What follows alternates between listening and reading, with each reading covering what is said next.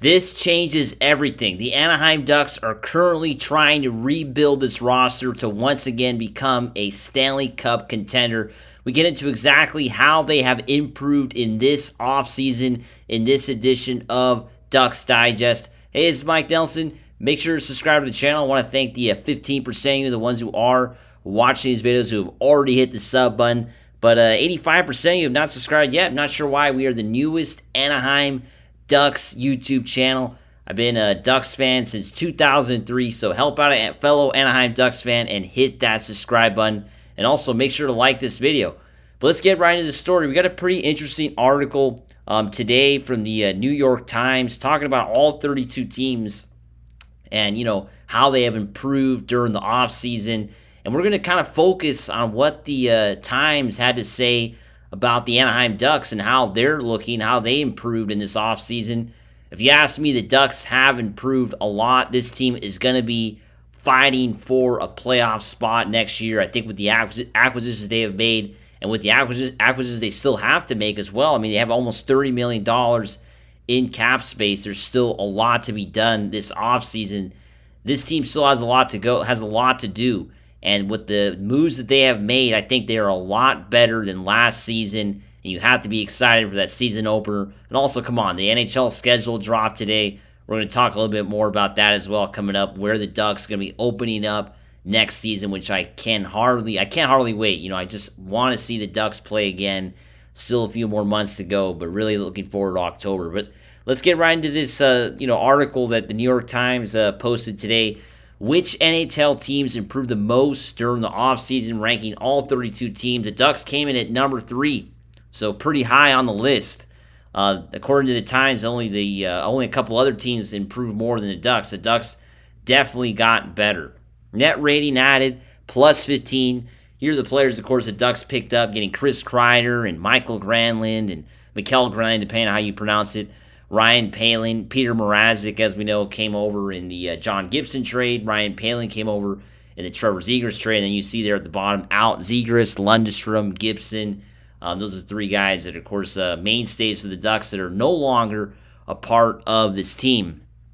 The biggest addition for the Ducks is not the guys on the ice, though. I mean, it's clearly the new guy behind the bench, right? Like this article talks about, the new coach for the Anaheim Ducks has to be the biggest, story for the Ducks moving into the next season, right? That's what everybody's going to be talking about. How is Joel Quenneville going to make a difference with this team, right? Like I said, it's likely going to be a significant tackle upgrade for the franchise, but it's a little bit more than that. I think Joel Quenneville is going to bring a brand new culture for the Anaheim Ducks. I mean, the Ducks have lost, unfortunately, I think that winning culture. I mean, the last 2 years, it's been all about kind of rebuilding and just trying to get the young guys ice time and, getting better year to year and really with no end in sight. I mean, the last two guys that have coached the Ducks, Dallas Eakins and Greg Cronin, both of these guys really didn't have much of a direction for the Ducks, right? And I think that's why they both were fired. I mean, that's the truth of it. The Ducks fired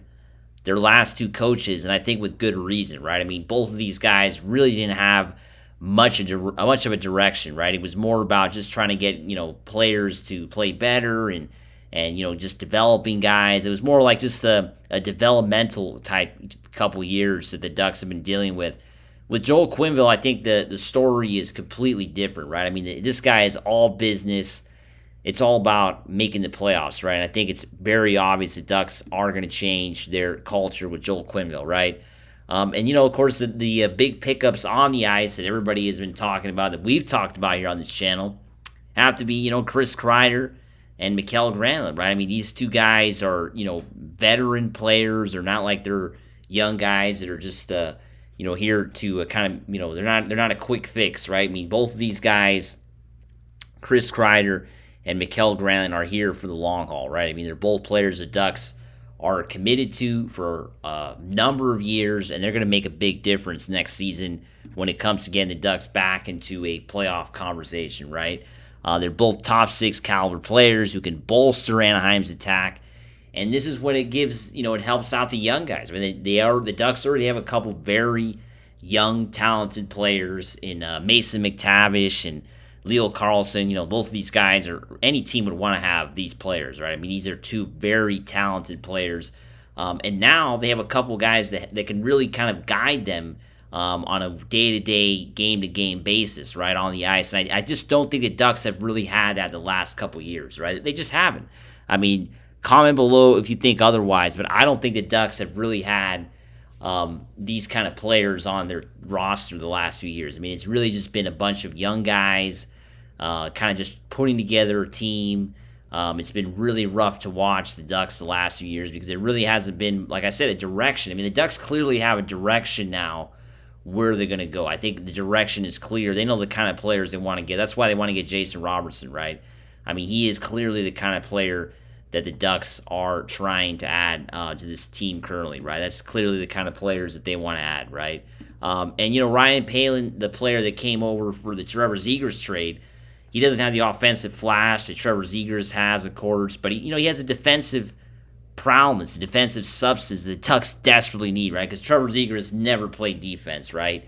And Ryan Poehling is going to play defense, and that's what makes me excited to have Ryan Poehling on this team. What does everybody think, though? Are you going to miss Trevor Zegras? I think that's something a lot of Ducks fans, I think, are still kind of on the fence because, Trevor Zegras was such a big part of the Ducks the last few years, and a player that the Ducks really marketed a lot, right? I mean, it's not like the Ducks, ignored this guy or anything. I mean, they were talking about him all the time and hyping him up every chance they got, and now he's gone, right? So that's going to be the big question. How do the Ducks, move forward without Trevor Zegras? Are they a better team without him, or quite frankly, does it really not make a difference, right? I mean, I think that's something that we have to kind of think about as the season goes along. And talking about the season, because I think today was a big day for hockey fans. It's a big day, right? Because today the NHL schedule came out, right? I mean, the NHL schedule is out. I mean, that is awesome. And the Ducks, yes, the Anaheim Ducks are going to start their regular season on Thursday, October 9th in Seattle, 7 o'clock puck drop. So looking forward to that game. Thursday night, October 9th. And then Saturday the 11th, they're going to go to San Jose for another 7 p.m. puck drop. This is, of course, Pacific time, by the way. If you're on the East Coast, that's going to be a late one for you. 10 p.m. on the East Coast. Ducks will head home and have their home opener on Tuesday, October 14th, against the Pittsburgh Penguins at 7:30 p.m. It's going to be 10:30 p.m. East Coast time. But, yeah, those are the first three games for the Ducks.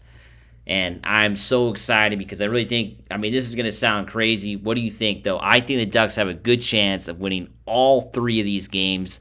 I like their chances. Come on. San Jose and Pittsburgh, we can beat those teams. Seattle might be the tough one, but it's the home opener. It's the first game of the season, the season opener. Let's start off the season going 3-0. How does that sound? 3-0, 6 points of 6 points to kick off next season. That's what I'm looking forward to. But as always, make sure to subscribe. And as always, let's go Ducks. Woo!